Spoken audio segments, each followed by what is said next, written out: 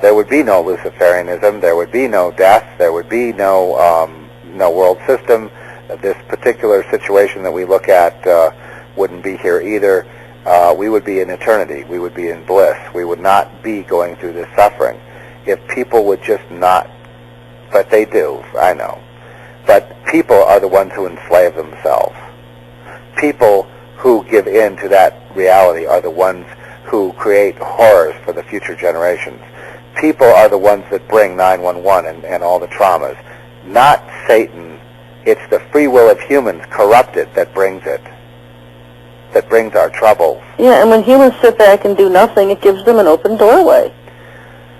Doing nothing is condoning all of it. Yeah, you're just along with the ride. You know, you're along for the ride. You're part of it. You know, you're part of the problem and not the solution. Right, but you've got to understand in Christendom. I mean, Sherry, you got to forget about Christendom. There's no such thing.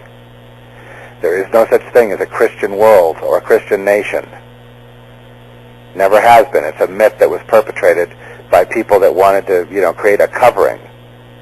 There's just this awful scourge, if you will, or enslavement of people when they're born. And God provides a way out, but it's definitely a challenge, if you will. So where do you see us in 2 months, 2 or 3 months down the road? You mean? Now, there's a lot of talk of martial law coming November 1st. I see financial collapse. I see the widening of the conflict in the Middle East leading to destabilization, more chaos, more death, and spectacular terror events that once they get going, they're not going to stop. There's a lot of pre-placed explosives and biological weapons and things like that around the world in key sites. It's been there for 2 or 3 years now. These things can be triggered with cell phones. Why haven't they been? Because maybe Yahweh held it back. Right. Because maybe people got out there and did something. Maybe when they're exposed, or when people prophesy against them, that they back down because they can't do it in the light. And you don't see people appreciating that. Usually their reaction is, well, it didn't happen like you said it would, therefore you're a false prophet. Yeah, I get tired of that one. Rather than thank you for, warning everyone and exposing this particular thing that God told you to expose, and that backed them off. Thank you very much. It's not so much as warning the Christians anymore, it's letting the evil know that we know your plans. And here they are. Ha, ha, ha. They can be discerned, and there's a lot of, we have everything we need to discern everything the enemy is doing. And every reason then to walk, to press in further and further into the Lord, because we have no confidence in this world, no confidence in the flesh, no confidence in any man-made solution, because if a bunch of us get together and have an anti-government thing or an anti-new, your petition's fine. I'm just saying you get together with man-centered stuff, it's not going to do any good. If a bunch of us get together and say we're going to form an organization that's going to go ahead and take back America, it will never happen. Right. Well, we know America's, but you know what? Things are avoidable. Well, sure. Things are allowable. Things are avoidable. And also standing around and just sitting down and doing nothing. Yeah. Well, I mean, that's the theme tonight. I hear your frustration. I share it. I've changed my tactics a little bit with people that don't. There are people that don't even. I talked to one guy. Well, in this where we live, it's kind of out in the wilderness. There's people, 30 acres away, type of thing. But you do run into them on occasion. And this one guy said, "I don't believe the only spirits I believe in come out of a bottle." And then he said, "Forget about this God stuff. I don't like Bush, and I don't like, and he's like that. He's kind of a redneck kind of guy, but he's out of the whole, and he says, I believe in Aphrodite because that's the goddess of love and beauty. And anyway, so there's a hard case, okay? Yeah. And I'm talking to him, and then the Lord had me say to him, just turn around and say to him, this is kind of what I said, you're healed. And it threw him off guard. And I knew the Lord was doing something. He got zapped, and he goes, thank you. But he got zapped. So he got zapped by the Holy Spirit. And you see, it's that kind of thing, right? Because there's no way I can argue with this person. He's just not going to go there. Right. Anyway, it's funny. I've just learned. I've seen so many different people that are in the world.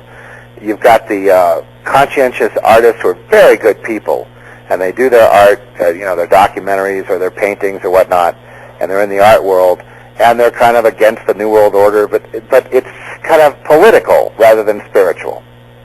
That's where they are. But it won't take much. I mean, the artists we must reach some of these artists first because they're the sensitive ones. They also have followings and can make a big difference. But I think they need to be wooed by the Lord, and we just have to be the instrument of that wooing, Right. It's got to be good. It can't be like, you're going to go to hell, you're going to suffer, you're da-da-da-da-da. It's got to be something like, hey, what are you doing? What is that light in your eyes? Why are you so happy all the time? You deal with all this dark stuff, and you're bouncing around like you're just like a kid at Christmas. What is it with you? Yeah, and it's real important to have balance in what we do, just because you're dealing with so much hard information, things that, can knock you out, get you down. It's important to have balance in your life to where you're spending enough time in worship and praise of the Most High. Well, you've got your children, That's a great thing. No, it keeps me busy. Well, but I know, but Sherry, that's a wonderful. I mean, when you said you went to the football game, and even though you got buzzed by that helicopter, that is, you're grounded. You're doing marvelous service there, and you've got your joy is filled, and we can't lose that. Yeah, because you got to have balance. You got to have balance, because if you're not spending at least 50% of your time with the Lord as opposed to 50% of your time on everything else, you find yourself getting drained. You find yourself getting madder and angrier, and you got to have that balance.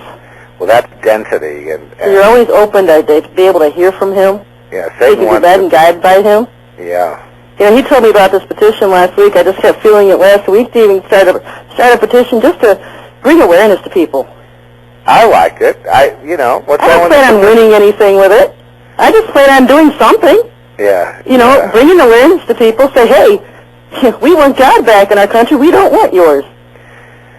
Well, there's something else that you wrote a while back. I guess this is in your the section called Warfare Saints. Right, warfaresaint.com. Okay, warfaresaint.com, and it's about this whole walk with Yeshua, with Yahweh, what it means to be a child of the Most High God, what it means to be, one of us walking this path. And you hit it right on the head on every single thing. But one thing that really struck me was two passages in your report. One was on forgiveness, and the other was on walking in joy and love despite the horrors of the world. In other words, if those things aren't there, forgiveness, agape, and being in joy despite doing the work of exposing all this stuff, yep, then you're out of balance. Then you're not doing it right, because if the joy isn't there, then you're not being blessed. You're not in relationship. We must be in relationship. That's the Holy Spirit. Just as those in the world are indwelt with, right? Demons take over. Okay, we're getting ready. Oh boy. Oh, I loved it, Sherry. We could go on hours. I know. We could talk for hours. Let's do this again real soon. Okay. Thanks for being on the show. Why don't you tell everybody what your website is? It's zephnet.com, and from there you can find everything else. All right. Well, thanks for being with me tonight, Zeph. It's a great pleasure. And for everybody out there, Saturday nights at 8 p.m. EST will be my permanent home now, permanent time, Saturday nights. See you next week. God bless.